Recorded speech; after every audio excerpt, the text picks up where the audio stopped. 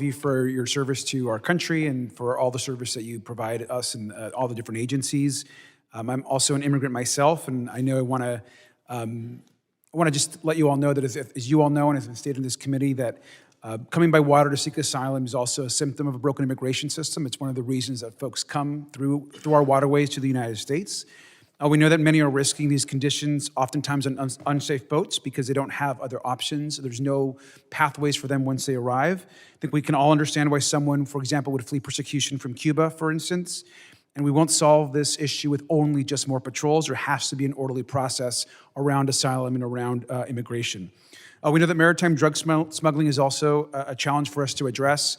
I was the mayor of Long Beach prior to this role just last year, and I served for 8 years as mayor. We have one of the largest seaports in the U.S., the second largest container cargo port in the country.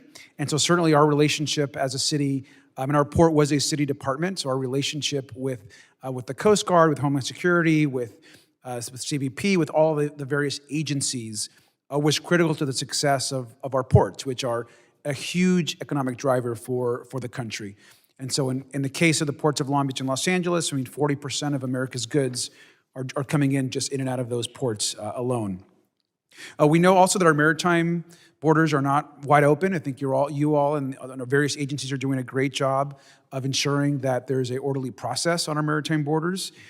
Also want to note that Congress, particularly House Democrats, has also fought for more resources for agencies like the Coast Guard. Back in November 2021, President Biden and congressional Democrats, of course, passed an infrastructure bill. I believe only about 13 House Republicans voted for this legislation, and it included $430 million for the Department of Homeland Security to expand facilities and improve screening capabilities at our ports of entry, which for ports like the Port of Long Beach, like the Port of Los Angeles, were critical in the work that we're doing there with our partner agencies. It also provided $429 million for Coast Guard infrastructure priorities, which are also very important to cities and to coastal communities. The 2023 appropriations package, which I believe only 9 House Republicans voted for, provided an additional $130 million for the Department of Homeland Security to hire additional workers at our ports of entry and to invest in more innovative and efficient technologies to speed up inspections. And so both in the appropriations package and in the infrastructure bill, both, of course, presented by the president, both overwhelmingly supported by House Democrats and overwhelmingly not supported by House Republicans, those provided additional support for these agencies. We know that an overwhelming majority of drugs enter our country through legal ports of entry. I think that's been reiterated at this committee and in many other subcommittees throughout the Congress.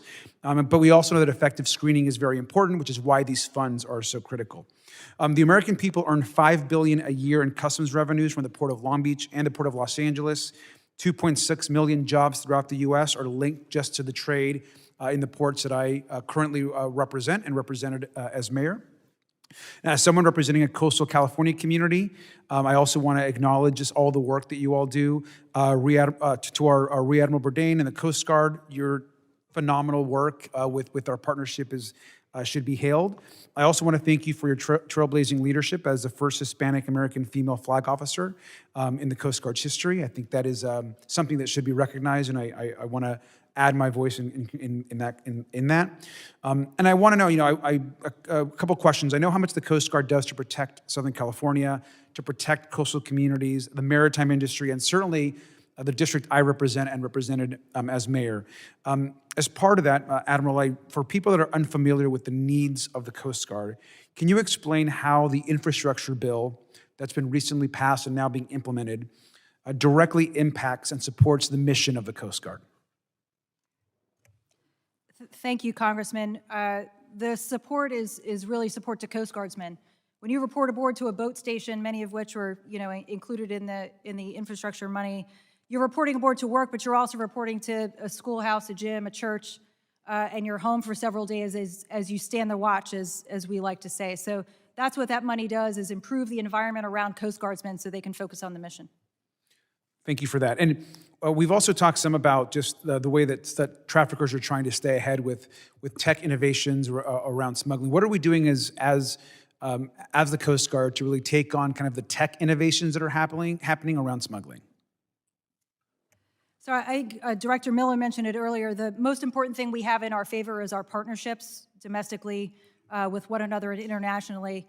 And we certainly at our Research and Development Center up in the Northeast are working on innovations in terms of information sharing, detecting things like that. We'd love to get you some more information on that, sir.